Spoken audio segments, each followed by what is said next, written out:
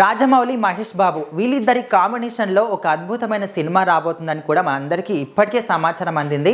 అయితే ఈ విషయం తెలిసినప్పటి సంది చాలామందికి కూడా చాలా ఆసక్తికరంగా ఎంతో ఆశగా దీని మీద అంచనాలు పెంచుకుంటున్నారని చెప్పుకోవచ్చు. ఎందుకంటే మహేష్ బాబు అంటే ఒక సపరేట్ ఫ్యాన్ బేస్ ఉంటుంది.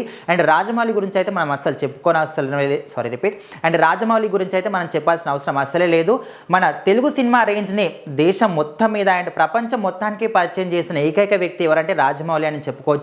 సో మరి వీళ్ళిద్దరి కాంబినేషన్ లో రాబోతున్న ఈ పవర్ఫుల్ మూవీ కోసం చాలా మంది కూడా చాలా రకాలుగా కథ ఎలా ఉండబోతుంది, స్టోరీ ఏది క్రియేట్ చేశారు, అండ్ మహేష్ బాబు లుక్ ఎలా ఉండబోతుంది, అసలు ఇందులో నటీనటులు ఎవరు అని ఈ విషయం మీద చాలా రకాలుగా ఏ చిన్న అప్డేట్ వచ్చినా కూడా సినిమా గురించి చాలా మంది విపరీతంగా దీని గురించి చర్చించడం జరుగుతుంది ఇప్పుడు సోషల్ మీడియాలో. అయితే దీనికి సంబంధించి రీసెంట్గా ఒక అప్డేట్ అయితే బయటకు వచ్చింది.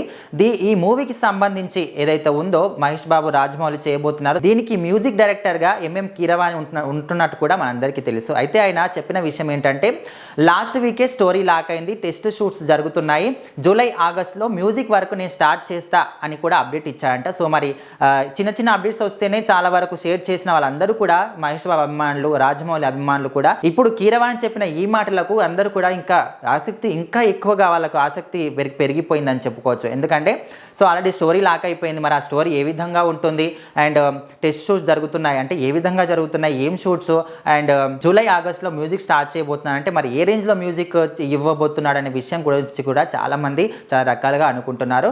సో మరి ఇప్పటికే మహేష్ బాబు, రాజమౌళి కాంబినేషన్లో రాబోతున్న ఈ సినిమాలో మహేష్ బాబు ఒక డిఫరెంట్ లుక్లో, పవర్ఫుల్ లుక్లో కనిపించబోతున్నాడు అనే విషయం కూడా మనకు బయటకు వచ్చింది.